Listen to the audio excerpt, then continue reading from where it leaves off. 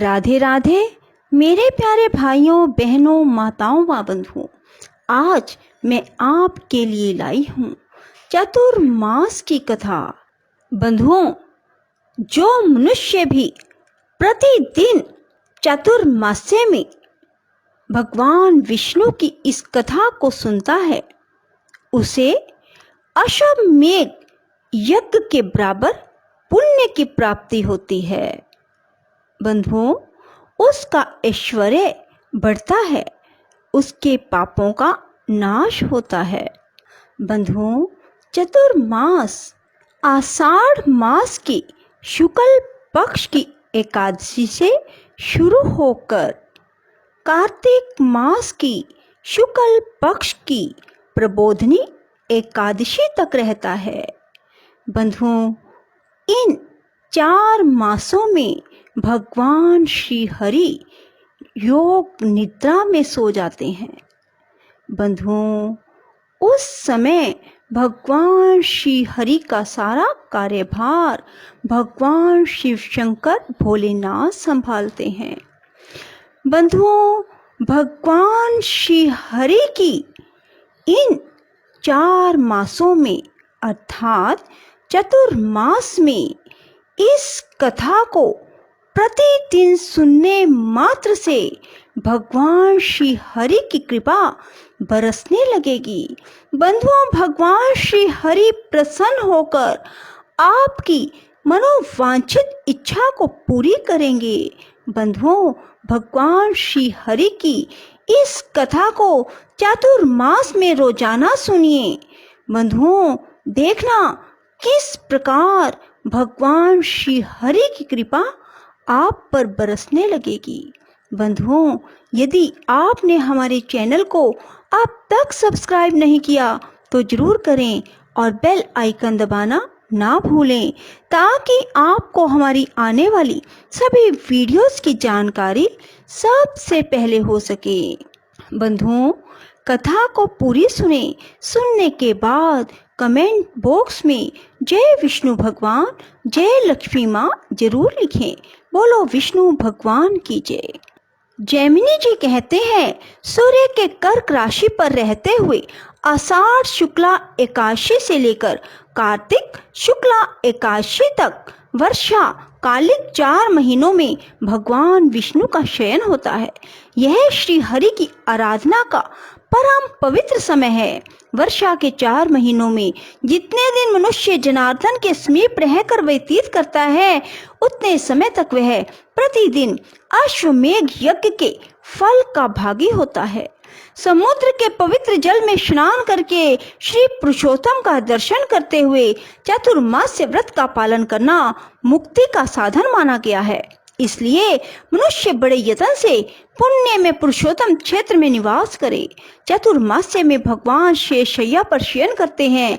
8 महीने पुरुषोत्तम क्षेत्र में निवास करके प्रतिदिन भगवान विष्णु का दर्शन करने से मनुष्य जिस फल को पाता है, उसी को चतुर्मास्य में 1 दिन के निवास और दर्शन से प्राप्त कर लेता है। जो सब प्रकार के पापों में आसक्त, संपूर्ण सदाचारों से भ्रष्ट, समस्त धर्मों से बहिष्कृत हो, वह भी पुरुषोत्तम क्षेत्र में निवास करे। जो दूध पीकर अथवा शाकाहार करके यहाँ चतुर्मास व्यतीत करता है, वह यहाँ प्रचुर सुख भोग कर अंत में परम शांति को प्राप्त होता है। देवादिदेव भगवान की प्रसन्नता के लिए मनुष्य यहाँ भीष्म पंचक नामक उत्तम व्रत का पालन करे और जंगली फल मूल खा कर रहे। यह व्रत भगवान की प्रसन्नता को बढ़ाने वाला, सब पापों का नाश करने वाला और वैकुंठ धाम रूपी सद्गति देने वाला है। मुनीश्वरों, यह सब तुम्हें रहस्य की बातें बताई हैं। ये जितने भी व्रत हैं, वे भगवत भक्तिहीन मनुष्यों के लिए निष्फल होते हैं। यह अच्छी तरह जान लो। तीर्थों का तथा सात्विक दान और तपस्याओं का जो उत्तम फल है, वह सब केवल विष्णु भक्ति से मनुष्य प्राप्त कर लेता है। प्राचीन काल की बात है, त्रेता युग में श्वेत नामक एक महान राजा हो गए। उन्होंने व्रत में स्थित होकर भगवान पुरुषोत्तम में बड़ी भक्ति की। राजा इंद्रद्युम्न के द्वारा निश्चित किए हुए भोगों की मात्रा के अनुसार वे प्रतिदिन प्रसन्नता पूर्वक भगवान लक्ष्मीपति के लिए भोग प्रस्तुत करते थे।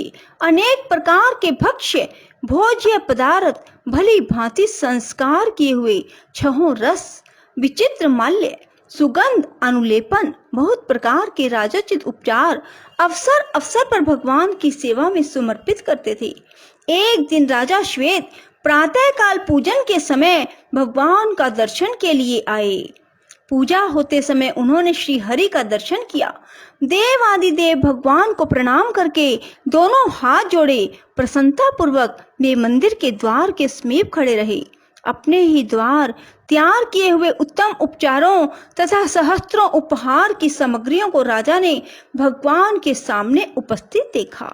तब वे कुछ ध्यानस्थ होकर मन ही मन सोचने लगे, क्या भगवान श्री हरि वह मनुष्य निर्मित भोग ग्रहण करेंगे? वह ब्रह्म पूजन की सामग्री भाव दूषित होने के कारण निश्चय ही भगवान को प्रसन्न करने वाली ना होगी।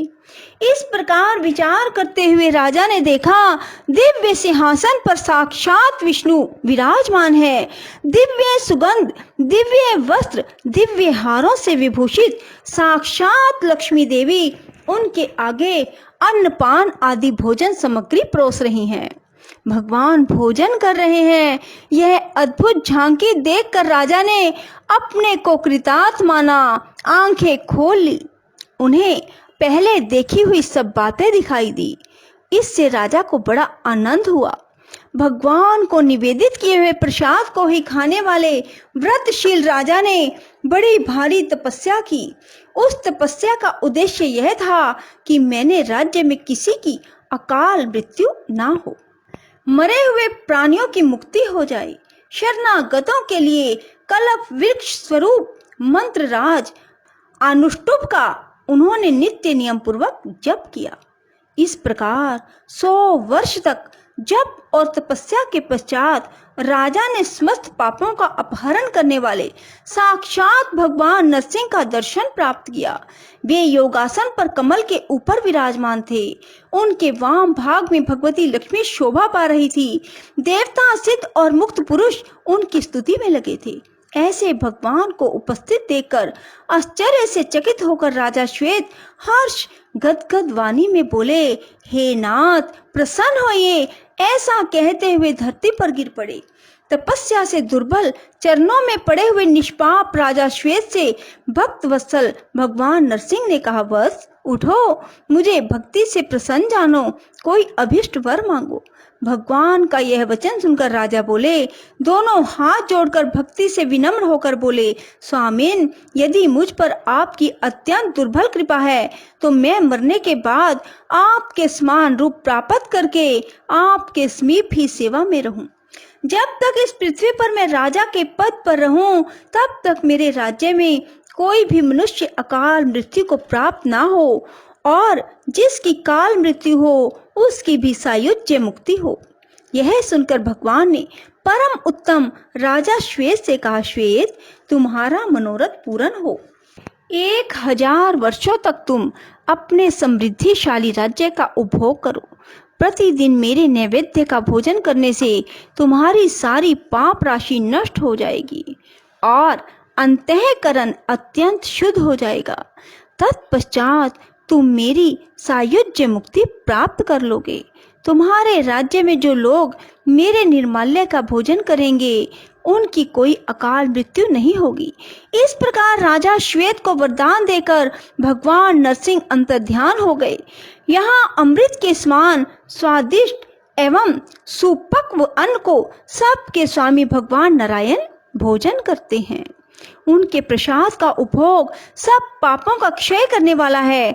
भगवान जगन्नाथ जी के मंदिर में पहुंचकर भगवान को भोग लग जाने पर जैसे भगवान नित्य शुद्ध हैं, वैसे ही उसका प्रसाद भी शुद्ध है।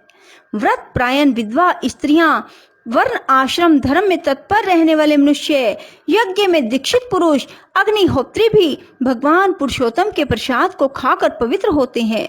दरिद्र, कृपण, गृहस्थ, प्रभु स्वदेशी प्रदेशी जो भी वहां आते हैं, उन्हें चाहिए वे कोई भी भगवान विष्णु का प्रसाद ग्रहण करने में अहंकार ना दिखाए। भक्ति से, लोभ से, कौतूहल से अथवा क्षुधा शांति के निमित्त आकंठ भोजन किया हुआ भगवत प्रसाद सब पापों को पवित्र कर देता है। जो पंडित मानी मूर्ख अमित तेजस्वी भगवान विष्णु के उस अमृतमय प्रसाद की निंदा करते हैं, उनकी निश्चय ही दुर्गति होती है। उस प्रसाद को बेचना या मोल लेना भी अच्छा नहीं है। मैं जगन्नाथ जी के प्रसाद का भोजन करके कुछ और नहीं खाऊंगा, इस प्रकार सच्ची प्रतिज्ञा करके जो प्रतिदिन प्रसाद ग्रहण करता है, वह मनुष्य सब पापों से मुक्त और शुद्ध चित्त होकर विशुद्ध वैकुंठ धाम को जाता है। भगवान का प्रसाद यदि चिरकाल तक रखा हो, सूख गया हो, दूर देश से लाया गया हो, जिस किसी प्रकार भी उसका उपयोग करने पर वह सब पापों का नाश करने वाला है। जगन्नाथ जी के प्रसाद का अन्न और गंगा जल दोनों बराबर हैं। उनको भोजन करने से सब पापों का नाश हो जाता है। शालग्राम आदि क्षेत्र में भगवान का स्मरण और कीर्तन किया जाता है, परंतु यह पुण्य क्षेत्र नीलाचल तो उन क्षेत्रज्ञ परमात्मा का शरीर है। पापियों के कली काल जनित पाप का नाश करने के लिए यहाँ भगवान का प्राकट्य हुए है। भगवान विष्णु के श्री अंगों से उतारी हुई तुलसी की माला को जो भगत अपने मस्तक पर या गले में धारण करता है, जो उसे हृदय से लगाए रखता है या भगवत प्रसाद रूप तुलसी दल भक्षण करता है, वह भगवान विष्णु के धाम में जाता है। तुलसी दल से मिश्रित भगवत प्रसाद भोजन करके निश्चय ही मोक्ष पाता है। भगवान विष्णु के आचमन, चरणोदक, स्नान जल सब पापों का नाश करने वाले हैं। शव आदि अपवित्र वस्तुओं के स्पर्श जनित दोष का भी उनके द्वारा नाश होता है। भगवान का चरणामृत अकाल मृत्यु का निवारण, रोग समूह का संहार, पाप राशि का नाश करने वाला है। इस प्रकार पुरुषोत्तम तीर्थ में श्री लक्ष्मी जी के साथ निवास करने वाले भगवान विष्णु सब लोगों पर अनुग्रह करने की इच्छा से निवास करते हुए अनायासी मोक्ष देते हैं। बोलो विष्णु भगवान की जय। राधे राधे, जय श्री कृष्णा। बंधुओं, यदि आपको हमारी वीडियो पसंद आए तो इसे लाइक करें और शेयर भी जरूर करें। धन्यवाद।